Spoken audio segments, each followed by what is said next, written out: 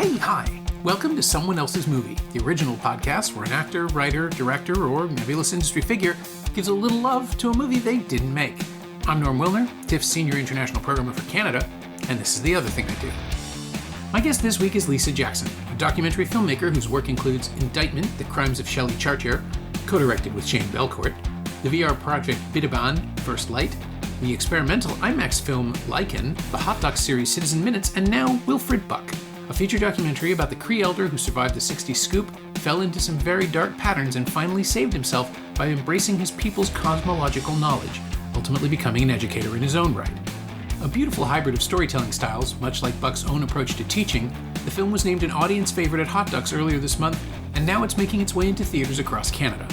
Here in Toronto, it returns to the Ted Rogers Hot Docs Cinema this Friday, May 24th. You should see it.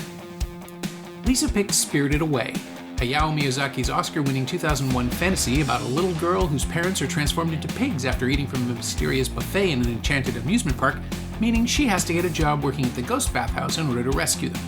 But the more Chihiro learns about the denizens of the Spirit Land, the more she realizes the rules aren't necessarily in her favor, and it'll take more than just elbow grease to save the day. That's Studio Ghibli for you. This is Someone Else's Movie. What can I say? Spirited Away, number one, any individual frame I would take and hang on my wall.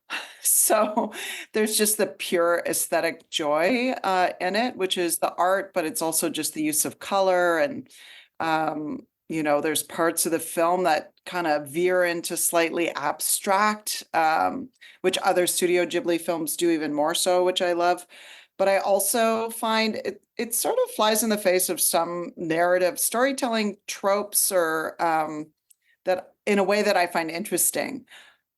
Funnily enough, knowing I was going to talk to you about this, I have seen this movie, I would say at least 10 times. And I had to remind myself the plot and the characters, and I won't even get them right because, in kind of pushing back against the strictures of, I think, conventional plot, it is a little convoluted.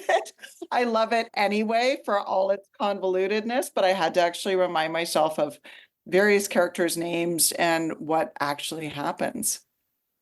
I mean, I think you could probably say that about all of Miyazaki's films. They have that quality of, we're going to go over here for 5 minutes. Like whatever this world is, he wants to explore it as much as we do, which is something I find really fascinating about his work and himself. I'm pretty sure I've discussed this before. I have met him and he was a jerk to his translator, so it's always colored my experience of his movies. Like he was just this grumpy, impatient man. This was for Mononoke, so 1997, I guess. He came to TIFF. He was like, the room was full of people who loved him and he was just being dismissive of his translator because he was giving 5-minute answers and she was struggling to keep up. And not cool, dude. Everyone responds the same way, right? Don't tell me that. Oh my God. Well, geez. Okay. That is tough to hear. Yeah. But yeah. Oh man, you have taken a little chunk out of my Miyazaki love. But it's also good to know we have to say these things. I'm a firm believer. It's like you don't get to be a jerk and get away with it, even if you're Miyazaki. Yeah. The thing that's interesting about it though is that also illuminates his process to me, which I think I understand. Like he is so defensive of what he does and so ceaselessly a proponent for hand-drawn animation and individual vision that I get it. I understand why he would be unwilling to accept anything less than what he wants in every situation. Because at that point, he was already fully revered. 25 years later now, and literally canonized, I think, within the animation world as one of the 5 or 6 greatest ever to do it. It would be hard to shake him out of his fascinations, his fixations, and Spirited Away, I think, is an essential part of that, right? Because the thing that was most fascinating to me about Princess Mononoke was that he refused to explain anything in conversation, in the interview. He wouldn't talk about why things are or what the themes were. He says, this is the story I'm telling. That's his phrase over and over again. That's what he would say. And I couldn't tell if he was being, truculent and refusing to give us anything or if that's really all he can say. And Spirited Away confirmed it for me. Like, he has to tell the story he's telling. He doesn't know any other way. And yeah, it will have digressions and it will have curses and things that happen that no one invites or understands. And because it's being presented to us from a child's point of view, everything does sort of make emotional sense, even if it doesn't make literal sense. And yeah, the dreamlike aspects of his storytelling become strengths where in other filmmakers' hands, they might feel the need to explain something more or less, or strand us completely in one story, and he just keeps moving. I mean, this is a film with a radish spirit. They have those. Yeah, I mean, I enjoyed the discovery. I still remember my half Japanese friend telling me that radish spirits were a real thing. And I was like, really? And then finding out that there was a huge amount of Shinto animism as an indigenous person, I think I instinctively gravitated towards like the portrayal of nature within it. And also, let alone that, the way that he puts women at the center of so many, or girls at the center of so many of the films. So there was a kind of matriarchal, nature forward, humans need to be humble. There's more than meets the eye. And I would say everything you've said is really interesting. I also kind of feel like maybe there's a method in the madness to some degree. I find the more I work on projects, or let's say the deeper I get into indigenous ideas and kind of grapple with how I want to put them across, I respect the way he kind of, there's an emotional sense, there's a satisfying arc to the film, but it also, there's so much more that you can't fully understand. There's a humility about it, like that it can't actually be fully understood.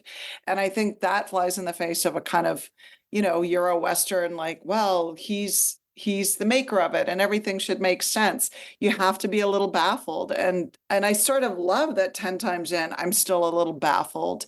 And it's not like there's any master plan, but I think there is a kind of reverence for the things unknown that maybe stretch outside the screen. And I believe from what I read about the making of that film and maybe his other films, he actually kind of starts at the beginning and doesn't know where the story's going. So he actually lets the story lead him, which seems particularly insane for animation, which is so highly like you have a script, you have an animatic, everything's really nailed down. From what I understand, he is able to actually kind of meander his way through a storyline for better or for worse.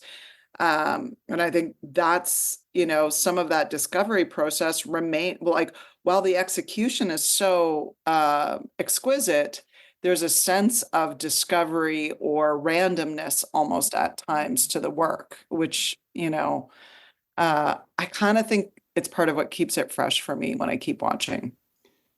I wonder too if that's why, even though these films are very clearly made for adults to see, that's why they're so accessible to children, because it is so much like life when you're a kid. Like, you have to figure out the rules as you go along, because no one will tell you everything you need to know. You might have parents, but they even miss out on stuff. Everybody has to fill in their own blanks as they go. And Spirited Away, especially, like Chiro or Sen, depending on where you are in the story, is absolutely powerless for all of it. She's the hero, but she has to get a job.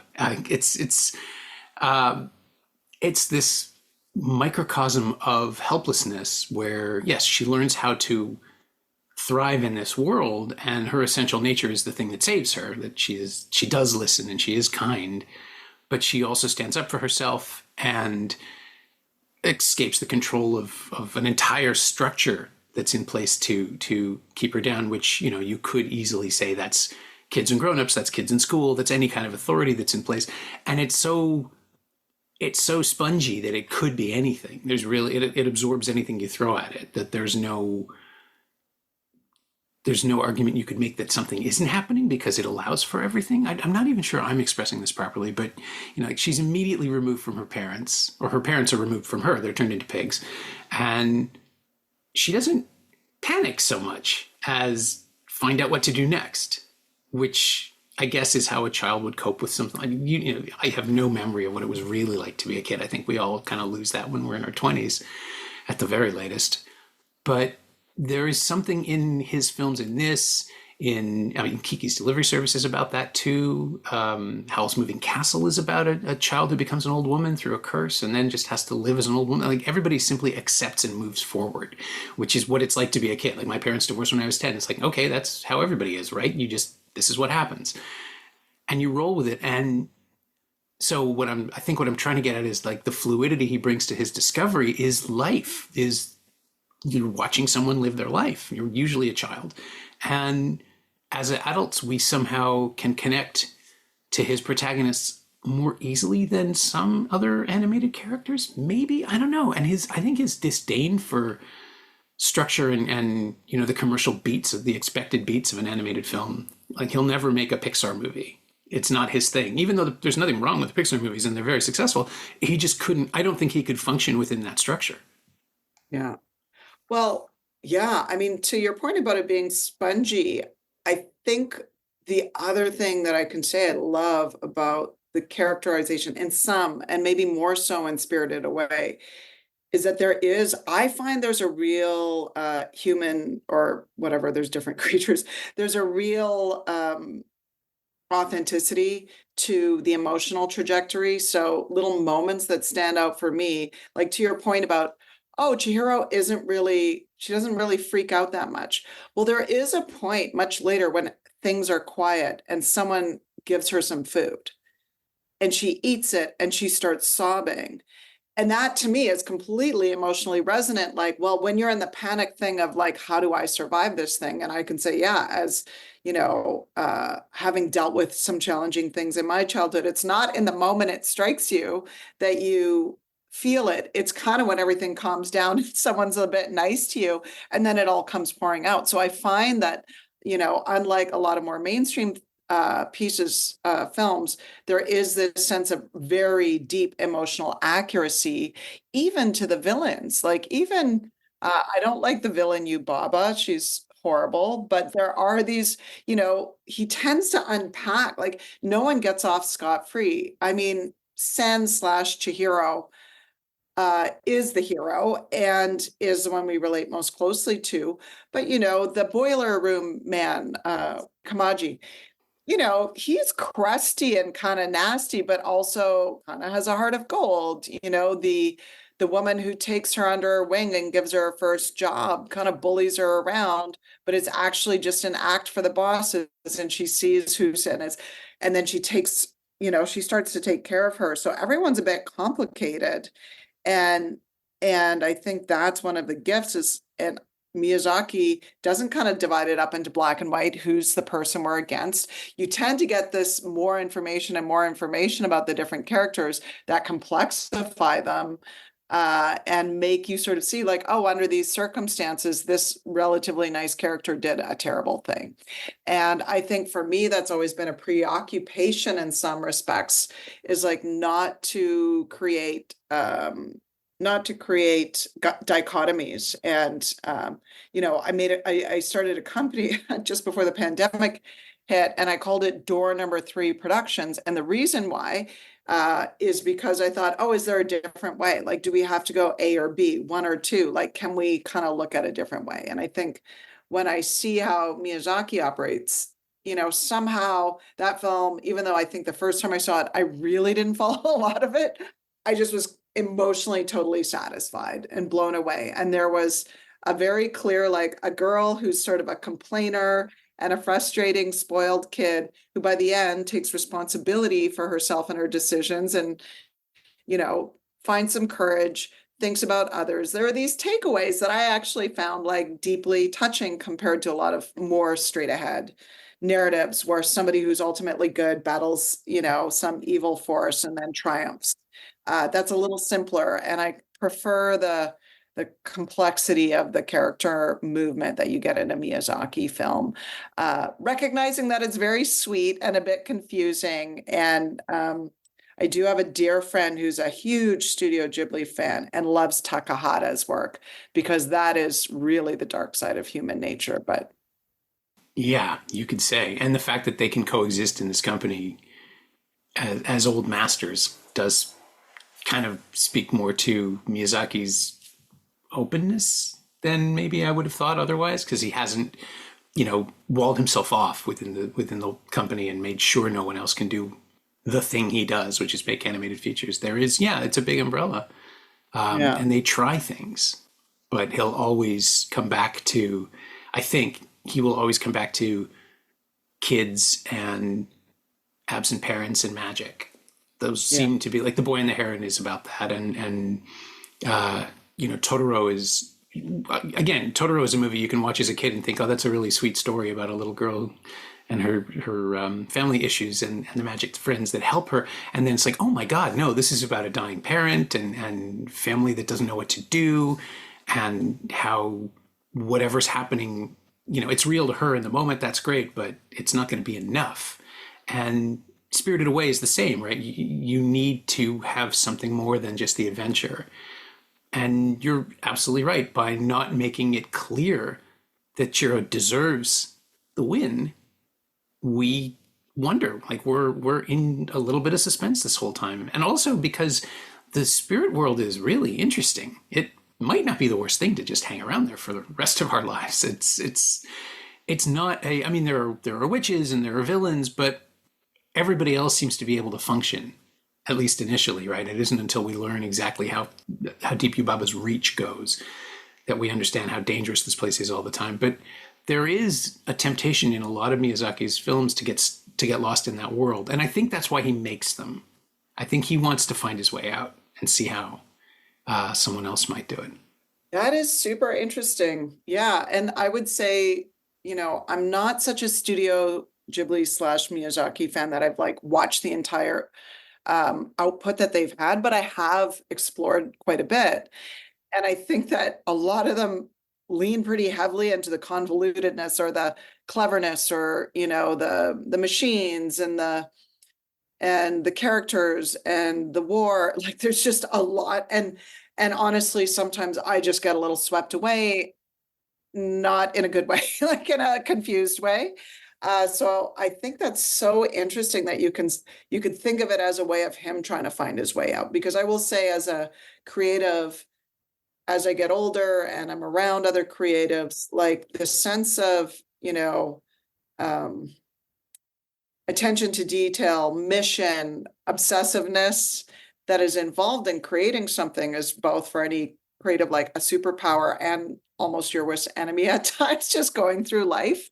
And when I see what these masters of animation create, and really the both Takahata and Miyazaki, like these little motions, like a kid putting her shoe on, like the physical motions and the way they imbue it with a little like insecurity or innocence, like the depth of is, I think that's unparalleled. It's not just an animated character. Like the way they move so often is so unique to actual people in a way that you never even really see most of the time in actors, that I'm really blown away. But what kind of mind do you have to have, or will do you have to have like to spend the 10 years or whatever they spend working on these to render that, right? And I more and more kind of think that, yeah, there's always a kind of give and take with that in the creative personality and the way that that manifests. Not to let Miyazaki off of his rude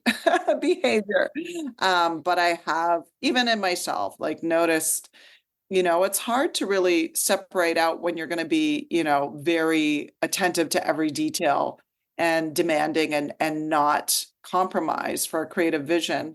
And then when you are going to compromise, like that's a tough maneuver to make, I think, for a lot of people. Yeah, and animation, of course, lends itself to it, right? Because you have a giant team, but if you're the brand, you have to approve everything. You have to know exactly how everything works. And I can absolutely see someone else just saying, you know what, you could tie the shoes in a wider shot and we don't have to do the hand detail. It's just easier. Let's get past this little speed bump and move on. But you need to breathe. These films need to breathe. I'm thinking about the scene with the wolf in Mononoke where everything stops so this creature can explain why things die. And it's so necessary. I mean, it's not necessary to the larger story, It's obvious this is a movie about a war, and then there are animals and humans, and they fight, and some of them die. But to take a minute and just say, no, no, no, no, this is what it's about. There's curses and there's things you can't come back from, and just sit with it for maybe 30 seconds. It's not even that long, but it is the thing I remember most vividly of this 2.25 hour movie. Yeah. No, I think that's another piece. I've sort of had this little list in my mind of like, what are the things that I love? I kind of love the emotional authenticity. I love the sense of this, other expanded vision of what exists in our world or in those worlds, beyond just what we can know rationally. But I think one of the things I really appreciate and more all the time is the spaces that are given. What's one of the most iconic parts of the Totoro movie? When they're standing in the rain, nothing's really going on.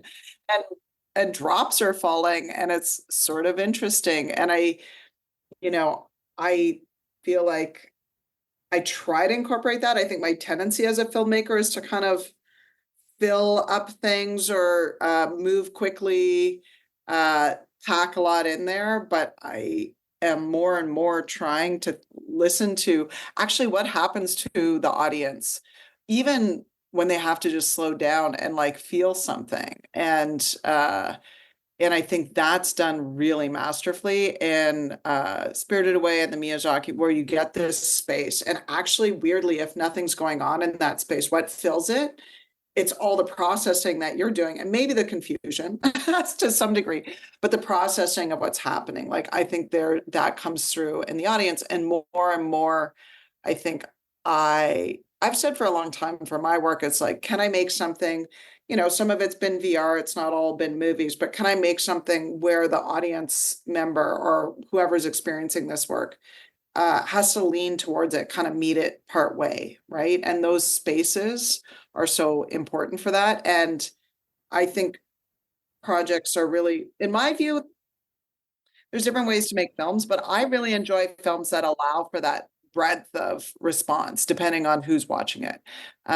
Like I think you were saying near the beginning of this conversation, when Chihiro is abandoned by her parent, well, they turn into pigs, it's horrifying. And you said, oh, she's not really that freaked out. But I was like, oh no, she's terrified. Like she's absolutely terrified. But there you go. It's like two people, as audiences are, having very different responses. And for me, the part, as I said, that like sealed the deal was way later on when all that emotion, but the payoff for that is so much after, like in film terms, it doesn't necessarily make sense, Yeah. I think the way it works is necessary for Miyazaki to just tell his story, because if she stops and cries, no one will help her. Like that's all, we know that already by the end of the movie. Going back, it's not about comfort. Like the world isn't there to comfort her, and that's the lesson she has to learn, but it's never spelled out that way, right? So she can be confused and surprised, but we have to see the inner strength that lets her survive this right away. And it's an Alice in Wonderland kind of thing, where all of the bizarre physical stuff that happens, the size changing at the beginning of Alice in Wonderland, the growing and the shrinking, and she's just like, oh, this is interesting. She can't freak out, because then you don't have a story. You just have someone curled in a ball for the rest of the story. Yeah. It's so funny. I don't think, even though I love this movie, I've never talked about it this much at a stretch. And it's making me realize how much that story actually relates to my own life. So I don't know if I'm going to unpack all this on your show, but I just was like, yeah, that's very true. Like a lot of Indigenous people, I had quite a bit of chaos in my upbringing. And I just sort of realized like, oh yeah, I think part of the reason I relate so closely to this character is that I knew what it was at a very young age to sort of be like, okay, now what are you going to do? How are you going to figure this out? And I think I will say this much, like for myself and for a lot of my, this isn't unique to Indigenous people, but, it is true that a lot of my friends who were raised that are about my age, and like there have been a lot of challenges growing up, and many of us learn to deal with them by sort of, you just toughen up, or you try to excel, you try to figure it out. And oftentimes you come out sort of a type A, or like and so it's funny in some ways. I think Chihiro appeals to me because I see that reflection in the character of someone who doesn't have a lot of options, but then they figure it out. So I think it is a kind of, maybe it's particularly a good sort of superhero figure for those of us who went through, a little more figure it out on your own when you were a kid, which was also amazing. Like I will say, I can, apart from the trauma stuff, I also had a ton of freedom to do whatever I wanted. And it just makes me laugh in the best way when I see these very small child characters in Miyazaki's film just thrown into the fray and figure it out. And it reminds me of, and I won't remember the name of it, but apparently I saw just an episode of a Japanese reality show where they actually took very small children. Yes. They send them like to the grocery store with a list, and you just have to watch them. Cameras are following them, and you watch them kind of figure out the adult world on their own. And that just completely captivated me. I thought it was hilarious. I've seen the ads for them, but I just can't bring myself to watch them because all I want to know is that the camera crew is there to hold them when they lose it. Right. And I just find it sort of charming and awesome. So I think I have a bit of a dark sense of humor in that way. Yeah. Well, I mean, there's room for all of these interpretations of children going to a grocery store. Yeah, I don't know. I don't know what the resonance is for me with Miyazaki's characters. Like, I didn't exactly have a difficult childhood. I just had an unhappy home life. And you adapt, right? Because you assume, I think I may have even said this earlier on, like the child's perspective is simply that, well, yeah, this is the same for everybody. And then you grow up and you find out your parents had happy marriages and are still together. It's like, really? How does that work? And his films are about the experience of finding out you're not the only person living a life. Right? All of his movies are like this. And people discovering other versions of themselves, other versions of their lives, mirror worlds that are dealing with the same issues that they're dealing with back at home, but in radically different ways and more exaggerated ways.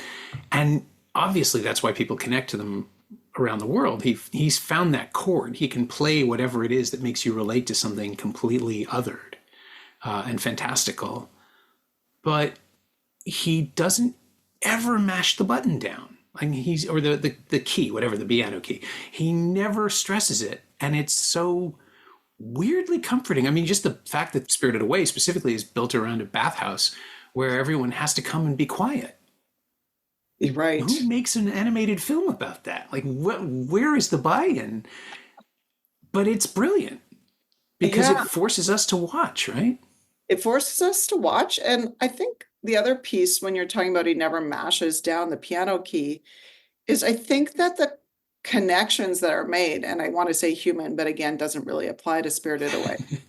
The connections that are made are hard won usually in almost every, there are some givens, but there's not a lot of givens of like, oh, they love each other or they're close because they're siblings or, because they're family.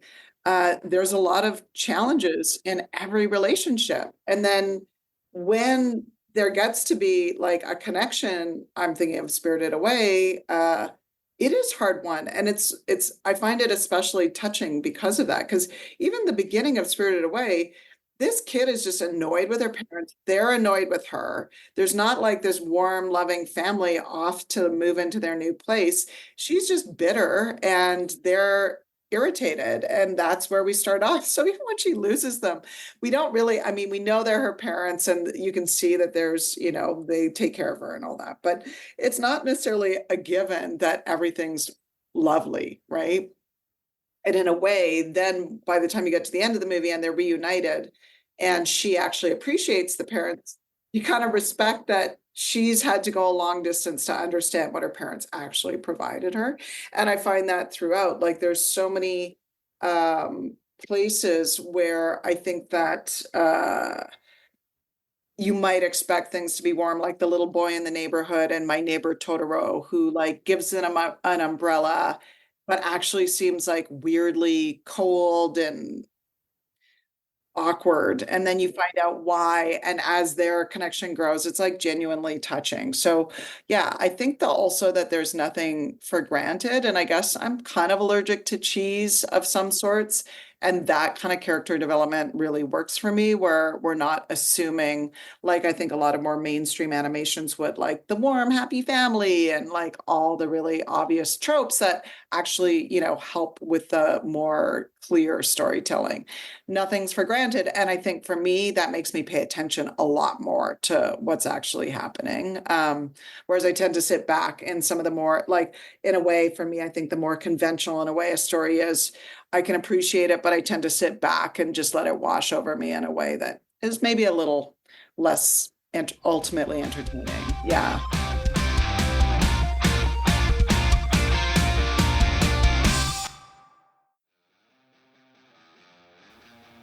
Hey, it's Norm, interrupting my own show to bring you up to speed on Shiny Things, my newsletter about physical media, culture, and the odd streaming project. Last week, I wrote about Paramount's new 4K editions of both Mean Girls and its new musical remake. I admit it, I like musicals, and this was a fun one. Sign up for a 14-day free trial at shiny-things.ghost.io or find a link at the Semcast Blue Sky account. You like reading about movies? I like writing about them. Come check it out.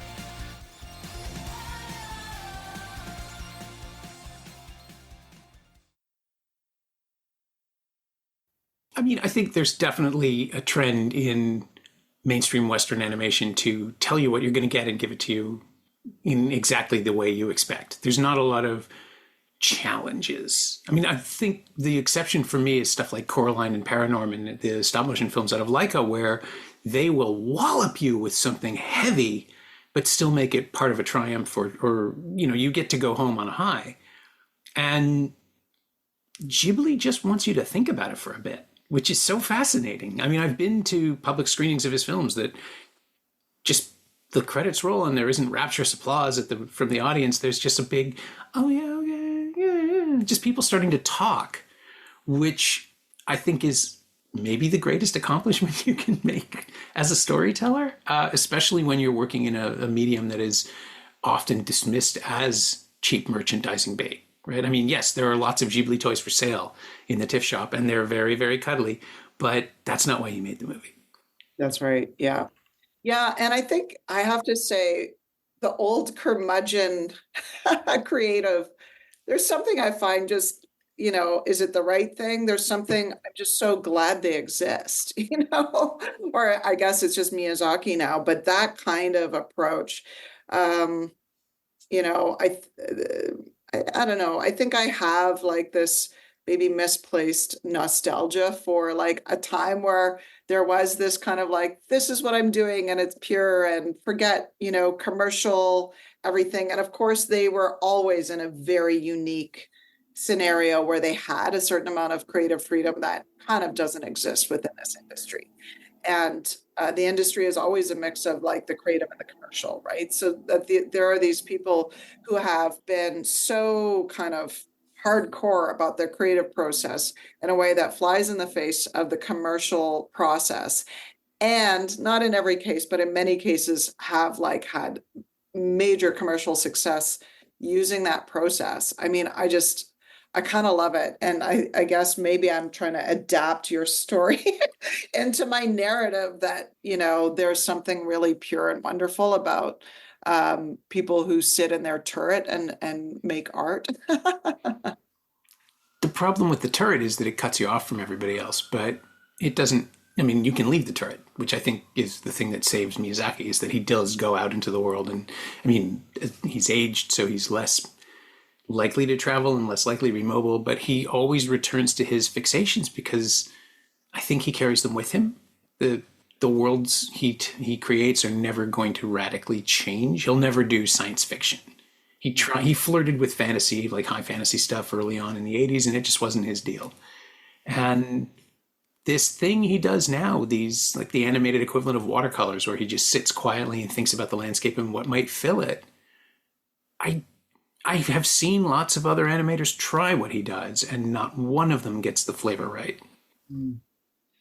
Yeah. And from what I understand, and you probably know this too, he's just absolutely obsessed with work. Like it is what he does all the time.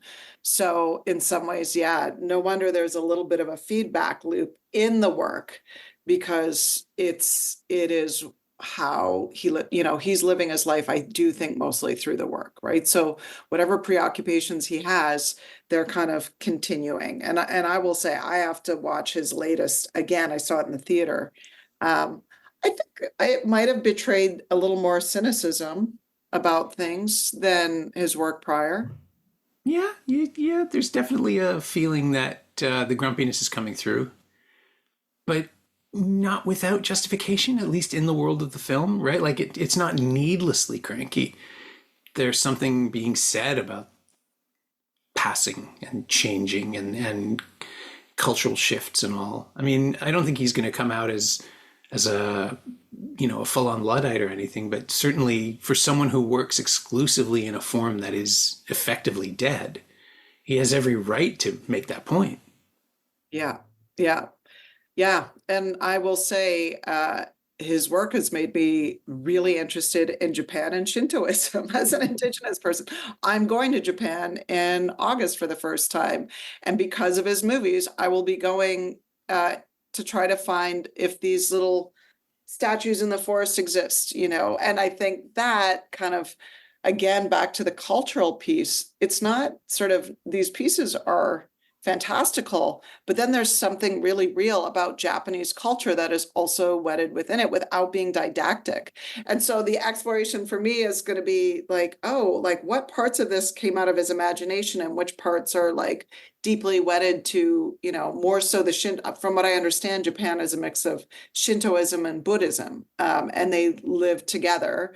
I don't see a lot of Buddhism from what I can tell in the work, but I see a lot of what I understand to be the Shinto, which is the traditional, like Ainu indigenous perspective. So that part, I think, has always just resonated in a pantheistic, like a tree that has a spirit, a river that has a spirit.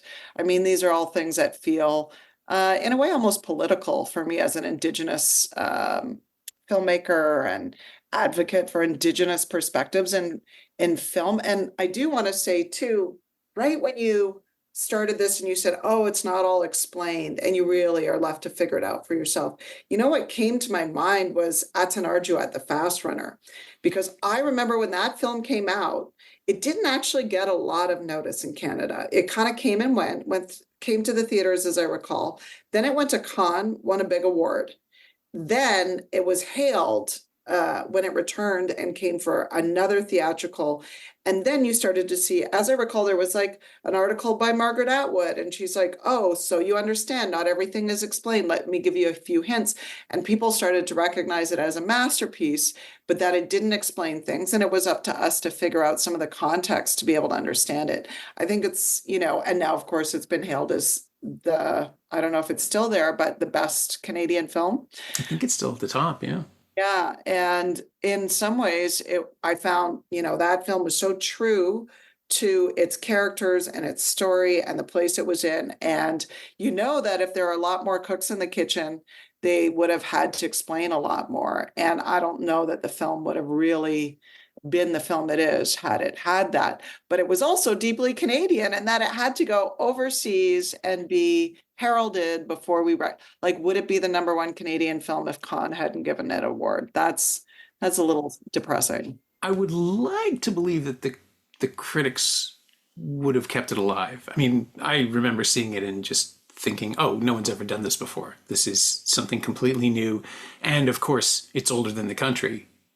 But at the same time, but oh God, you're right. I mean, if it hadn't gone to Cannes, the support from the mainstream awareness press, yeah, that wouldn't have happened. That is the Canadian condition, right? The inferiority complex that you need to. Jim Carrey can make 5 movies here, but until he goes out to the States, that gets on in living color. Oh no. Well, yeah, he's nice, but he's funny. He'll be fine. One of those things where they just refuse to acknowledge they being something that I was part of for 35 years. But it's exhausting trying to break something in Canada, to be a Canadian journalist and say, hey, we should be paying attention to these people. Now, before we lose them. I mean, Denis Villeneuve is doing an amazing job of making sure that Canadian media gets access to him now that he's off making studio blockbusters. And in the English Canadian sphere, there just isn't the understanding of that. So we do our best now, at least I certainly did, to keep people aware of Canadian talent. But yeah, it's virtually impossible to break in this country until you've broken somewhere else. Yeah, yeah. And that remains the case. Anyway, I think it's good to remember, and it's good to have these avenues, because this feels like, podcasts like this is where a lot of it's moved, right? And I hope so. we are at a time, anyway, not to get on a soapbox, but I think it's more important than ever, with like all the influences that are out there, to like hold on to in the coming few years, especially Canadian voice. Like, I think when I first got into filmmaking, I didn't want to do it right out of the gate. I think my first short was when I was 30. And what I saw was this very exciting, I had experienced from high school till, I was 30, this real blossoming of Canadian cinema. The Indigenous part was there, but it grew later. But Canadian cinema, and then to see where it is now, like it's incredibly robust in terms of its talent base. So, as I started to consider becoming a filmmaker, I was just seeing like really amazing work coming through from Canadian filmmakers. And at that time, it was like, oh, if you had like 3 or 4 features per year, like they were just lifted up and celebrated. Everybody more or less heard about them. And then, of course, we have a lot more projects and films, and, there's just more. But it does feel like we're also at a point where even the ability that we had to lift those people up, 20 years ago or whatever it was, has been, compromised. And I don't know what, again, I feel like in Quebec it's better, but yeah, we definitely are struggling with that here. But that's I'm sure a common refrain on your podcast.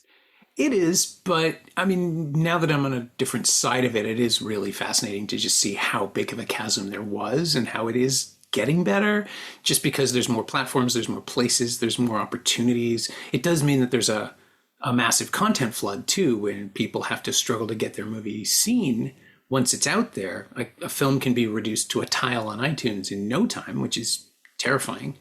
But the films that do catch an audience generally earn their way there. I haven't seen a lot of undeserving hits lately, which has been really nice. I want to believe, and with the experience I'm having at TIFF with, year round, where people are coming out to see Canadian cinema, I believe there is an audience for it. You just have to find ways to keep them engaged from movie to movie rather than from year to year. It's just got to be a more constant flow. And that's something we're working on. Not hard enough, probably. Nobody is, like at all across the board. The producers, the programmers, the festival, the industry in general.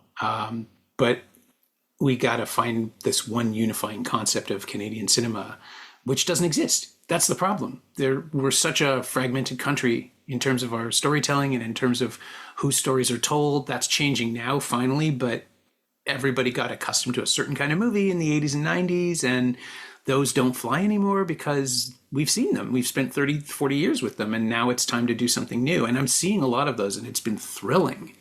But it's also been kind of terrifying to realize just how much is coming and have to find that won't find their island, that won't find people to watch them right away. And then, 5 years later, people will find something on CBC Gem and go, oh, this is really good. I wonder what happened to it. And the answer is you didn't see it then because you didn't even know it existed.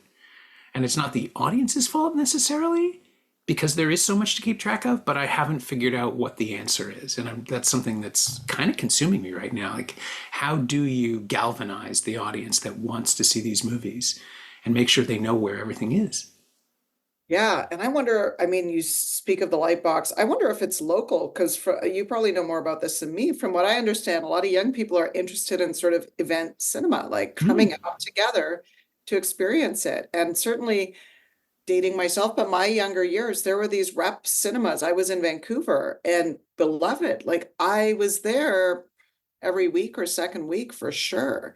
And so I wonder, even though that doesn't do a lot, in the big picture, if that's at least part of it, is this idea of like building a cinema culture, like going to the Berlin Film Festival, they have a program called, oh, I'm going to forget what it's called, but it's all for young people. Like all schools are bringing classrooms to see cinema, and it's considered valid, to build cinephiles essentially. And so they have enormous theaters, like some of the top, like I remember going to see Taika Waititi's Boy, and it was one of these kinder screenings. Like his Oh, film wow. was like, and it was, I don't know, 1,500 seats, something like that. And it was like 75% high schoolers.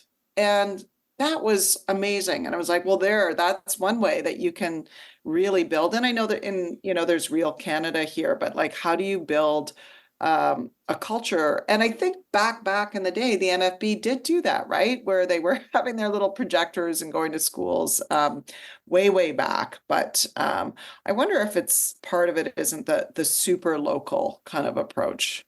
Yeah, I think that's the best way. I think you put movies in a single spot and say, "Come here, we have this," and then you make the programming sing.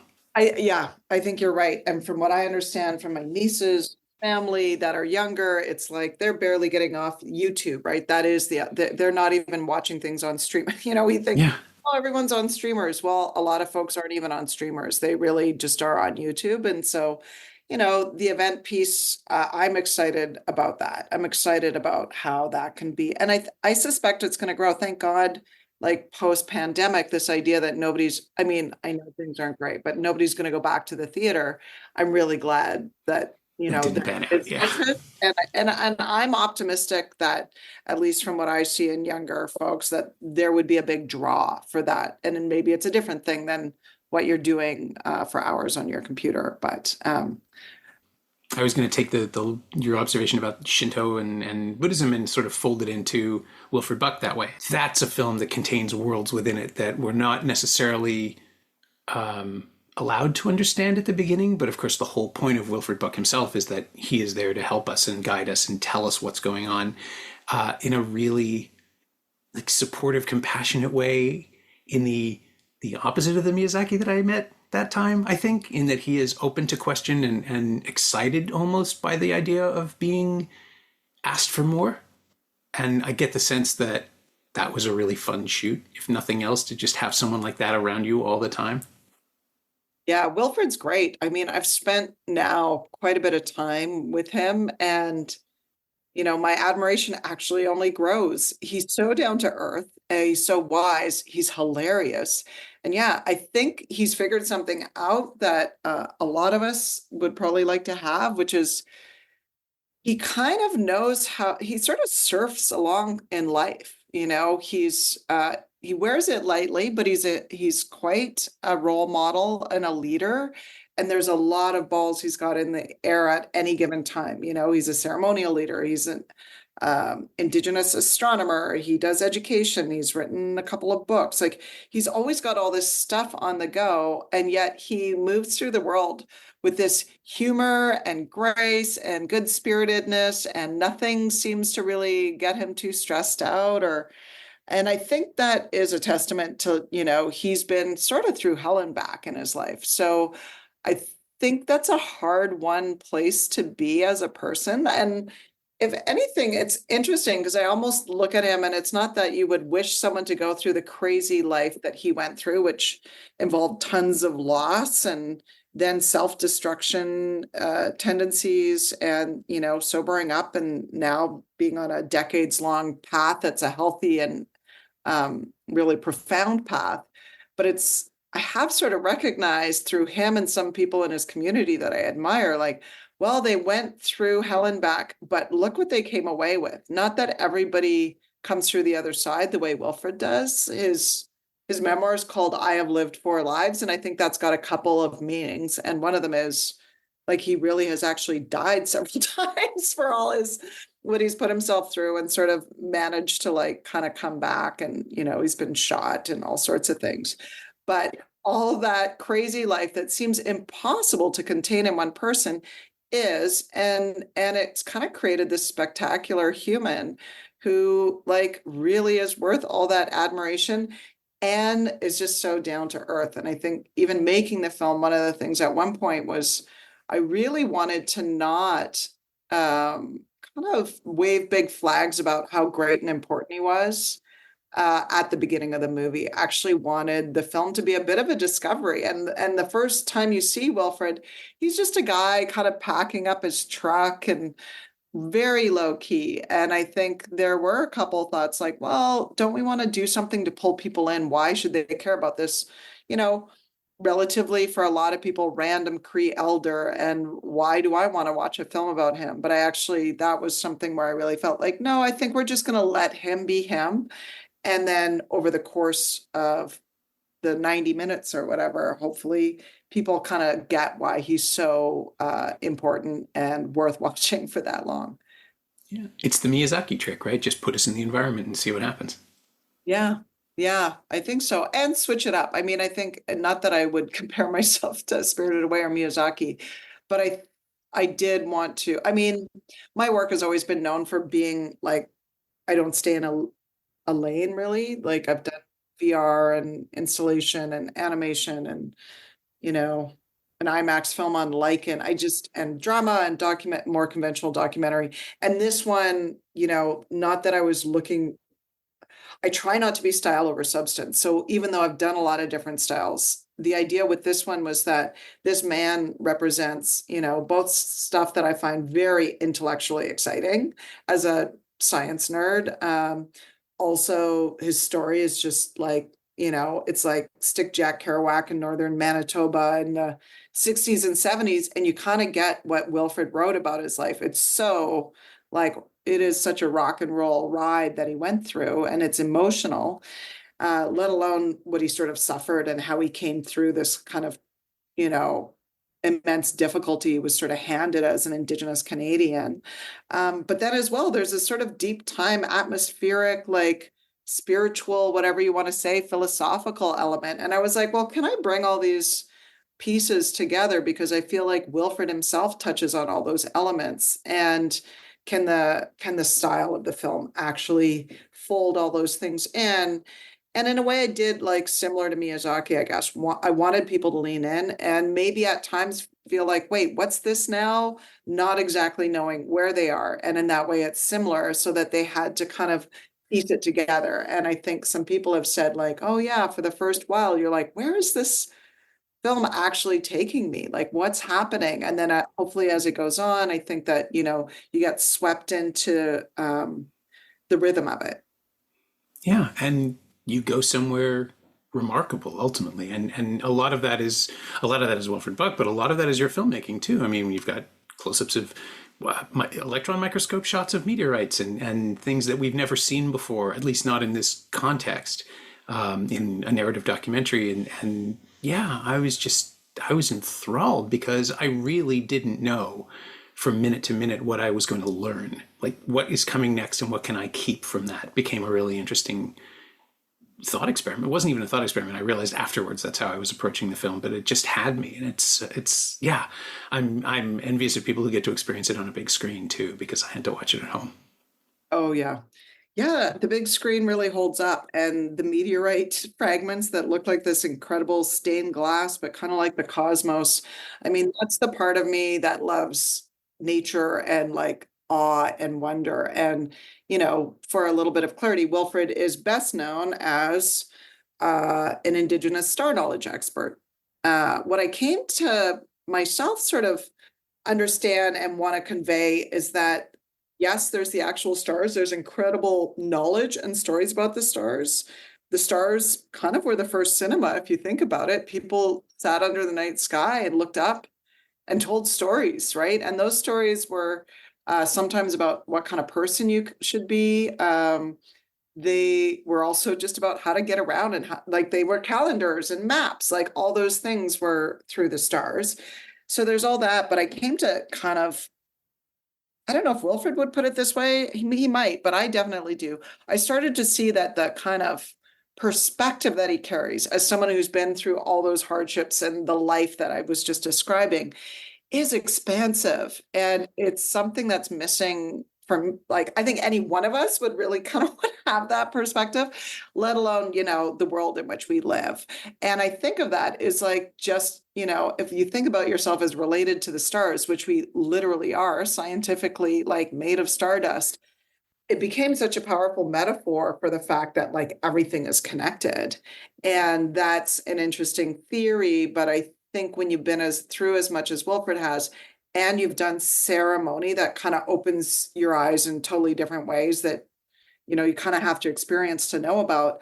I think there's a felt kind of belonging of like our connection to the stars. So that started to be, in a way, not to be cheesy, but like the North Star of it is like that there is this kind of bigger sort of perspective that you can think about, that yes, it's literally the stars that are out there and knowing about them, but it's actually about a larger view on the world, which again, Wilfred carries so beautifully and lightly and hilariously. The guy is a great musician and he cracks a mean joke, and nothing, in a way, for him, everything is sacred and nothing is sacred. And I really respect that. And I think it also makes him a really good character for a movie.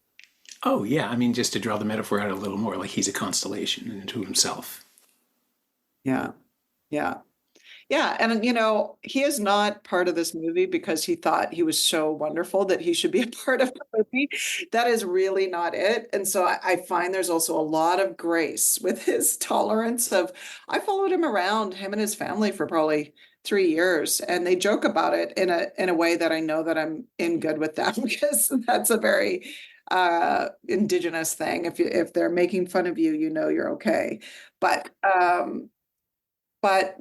I think he understands that his story is a lot bigger. Number one, it's kind of the story of Indigenous Canada in so many ways. He intersected with relocation for, a hydroelectric dam and resource extraction. And he lost siblings to the 60s scoop. The number of things that he suffered, that is kind of like, I sort of say also he's a little bit like the Forrest Gump, unfortunately, of colonialism, in that he was both part of the tearing away from what was there, but he's also been part of the reclamation. And, I'd heard, and I hope one day there's actually another movie or movies about the incredible activism of the 60s and into the 70s, when Indigenous people were, claiming their rights, but also reconnecting with ceremony, which had been outlawed from late 1800s to 1951. And so the recovery of all that culture was something Wilfred was part of. And so in his Forrest Gump-like way, I'm like touching on all these things that I knew were part of a bigger story of Canada, but were also so unique to Wilfred. And and I think just even separate from all that, his honesty about becoming a hardcore alcoholic and drug addict and living on the streets and being a criminal and homeless, and then like trying to get out of it and failing and failing and failing and failing and writing about it with so much honesty and humor was incredible. And then sharing, how he really did come out the other side of that. I mean, that's a story that is not unique to Indigenous people. And I don't know that I'd ever seen quite that much honesty about his own, part and why he kept going back, and then what it meant for him to be able to really pull himself out of it.